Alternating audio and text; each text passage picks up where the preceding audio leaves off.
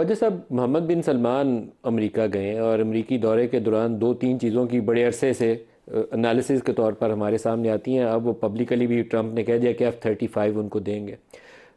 America की तरफ से दबाव ये था कि सऊदी अरब इब्राहिम अकॉर्ड का हिस्सा बने। सऊदी अरब का आगे से जो जवाबी तौर पर दावा ये था या उनका क्लेम ये था कि हमें आप कुछ ऐसी फैसिलिटीज़ दें जिसकी बिना के ऊपर हमारा दिफा मजबूत हो जाए। एक वो मांगते थे कन्वेंशनल वॉरफेयर में जो मॉडर्न इक्विपमेंट F-35 उनको मिल जाएगा। दूसरा वो सिविल न्यूक्लियर यूज़ के हवाले से फैसिलिटी मांगते थे। मोस्ट प्रोबेबली जो पाकिस्तान का उनसे डिफेंस पैक्ट है वो काफ़ी हद तक वो एस्पेक्ट उनका कवर हो जाएगा।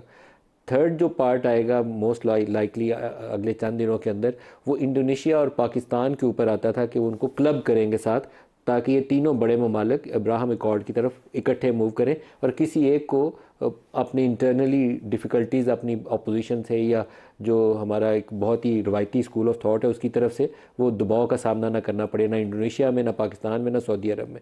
तो अब आप बताइए, एक तरफ डिफेंस फोर्सेस वो जो इंटरनेशनल सिक्योरिटी फोर्सेस की तैनाती है उसके ऊपर आपको फ़ैसला लेना है कि आप फ़ौज भेजना चाहेंगे या नहीं। दूसरा इब्राहिम अकॉर्ड, क्या उसके ऊपर दबाव आ सकता है हमारे ऊपर? देखिए, जहां तक सिक्योरिटी फोर्स का हिस्सा बनना जो है वो मैं समझता हूँ कि पाकिस्तान को बनना चाहिए। पाकिस्तान की वहां पे मौजूदगी जो है किसी न किसी सूरत में या किसी न किसी एंगल से जो है फ़लस्तीनियों को तहफ़्फ़ुज़ जो है, हमारा एक जज्बाती ताल्लुक जो है, एक हमारा जो स्टेटेड स्टैंड है इस इशू के ऊपर पाकिस्तानी हुकूमत का, वज़ीर आज़म जिस तरह क्लियर कट जो है इसके ऊपर बयान दे चुके हुए हैं, तो इनको पार्टिसिपेट हमें करना चाहिए उस फोर्स के अंदर। हमारे भाई हैं वहाँ पे, उनका इंटरेस्ट वॉच करने के लिए अगर कोई एक 8 या 7 या 6 में पाकिस्तान की मौजूदगी जो है, फ़लस्तीनियों के, गजा के जो हमारे भाई बहन हैं उनका वॉच करने वाला इंटरेस्ट जो है जज्बाती नुक्ता नगाह से भी जो है वो भी एक होना चाहिए, पाकिस्तान की प्रेजेंस होनी चाहिए। एक तो ये बात होगी।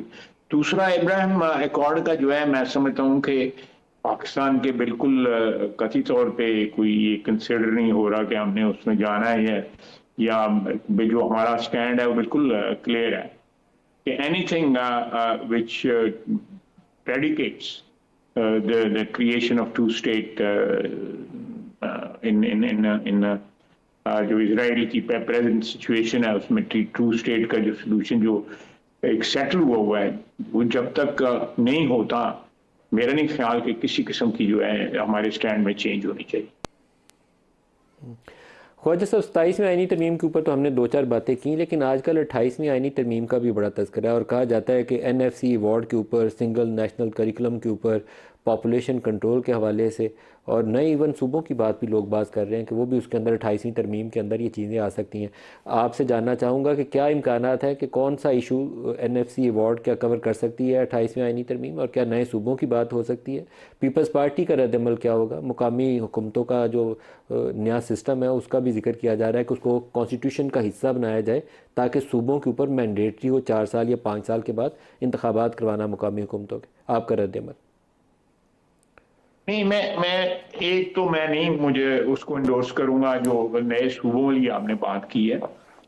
मेरा मेरा अपना ख्याल है कि सूबे अगर ये भी रहें, और जो पहले 3 चीज़ मैं ये असेंबली के फ्लोर पर कह चुका हूँ, आपने सुना होगा, और मैं ये प्रोग्राम से भी कहता हूँ, ट्वीट भी करता हूँ इसके ऊपर सोशल मीडिया के ऊपर, कि देखिए किसी भी मुल्क का करिकुलम जो है ना वो एक शनाख्त, कौमी शनाख्त जो है इस्टेब्लिश करता है। हमारा करिकुलम जो है रेडिकली चेंज किया गया। मैं बार बार कह के जो है ना, मैं भी आई फील एम्बैरेस्ड। मेरा स्टैंड ये है कि we should go back to a curriculum जो जिसमें रीजनल जो है कल्चर, रीजनल हिस्ट्री, रीजनल जो भी रिक्वायरमेंट है, लैंग्वेज, ये सारे के सारा हो उसमें। मेरा मतलब है हमारे पश्तून भाई जो है पश्तो में पढ़े भी, तारीख भी उसकी पढ़े, और इसी तरह सिंधी, बलोची, पंजाबी, सारे पंजाबी भी अपना कल्चर, बलोची भी अपना कल्चर जो है रखें, वो करिकुलम में शामिल होना चाहिए। तो NFC का हिस्सा जो है हम उनका ऐसा नहीं काम करेंगे। ये थोड़ा सा मैं इसको जरा थोड़ा सा डिफरेंट तरीके से कहूँगा, हम उनको कहेंगे कि जी डिफेंस में और डेट सर्विसिंग में वो अपना हिस्सा डालें, वो अपने हिस्से में से हमें जो है मुल्क की जो लाइबिलिटीज हैं उनको भी एडजस्ट कराएं और दफा को भी जो है वो अपना हिस्सा डालें।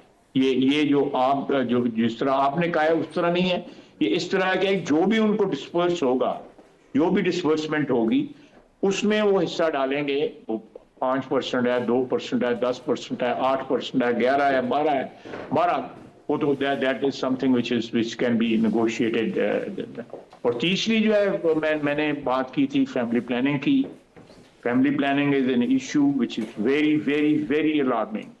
ये एक हम बम के ऊपर बैठे हुए हैं, ये किसी को चल गया सारे का चलना है, अगर इसी तरह हमारी आबादी बढ़ती रही, इसका कुछ ना कुछ करना चाहिए।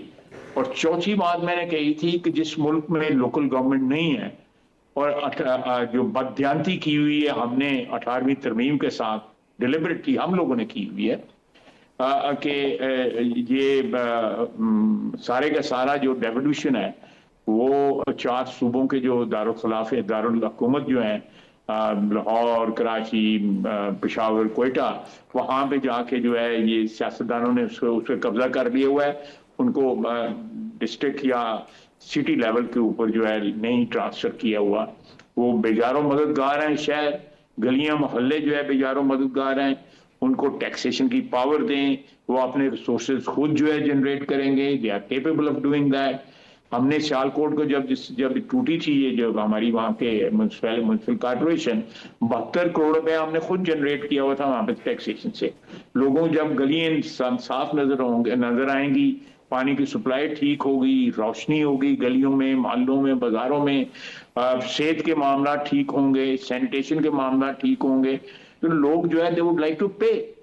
लेकिन अगर आप ये एक जगह टैक्स उनसे लेंगे कि काम कोई नहीं है और पैसा लाहौर ट्रांसफर हो रहा है, पैसा कराची ट्रांसफर हो रहा है, कोयटा ट्रांसफर हो रहा है, पेशावर ट्रांसफर हो रहा है, ये this is actually defeating the main the pillar of 18th Amendment evolution।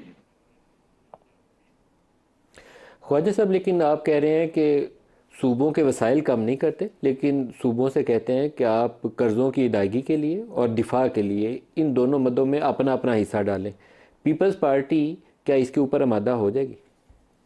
मैं समझता हूं कि किसी भी सूबाई हुकूमत के लिए ये खतरा नहीं है।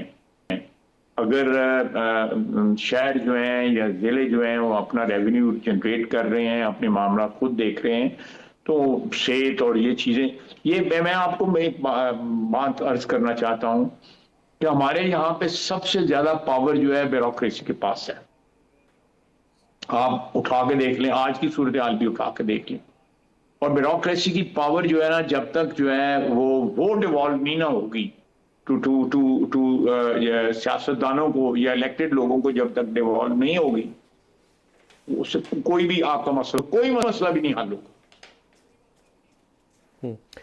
अच्छा, एक चलते चलते आपसे छोटा सा एक सवाल पूछ लूँ। पिछले 2-4 रोज़ से एक गॉसिप चल रही है यहाँ कि जनरल फैज़ का ट्रायल फैसले की स्टेज पे आया हुआ है। मालूम नहीं है मुझे कि वो कौन सा ऐसा इशू है, 10 मई है या कोई वो एक सोसाइटी वाला मामला था। कुछ उसके ऊपर आप अपडेट कर सकते हैं कि कहाँ स्टैंड करता है वो मामला?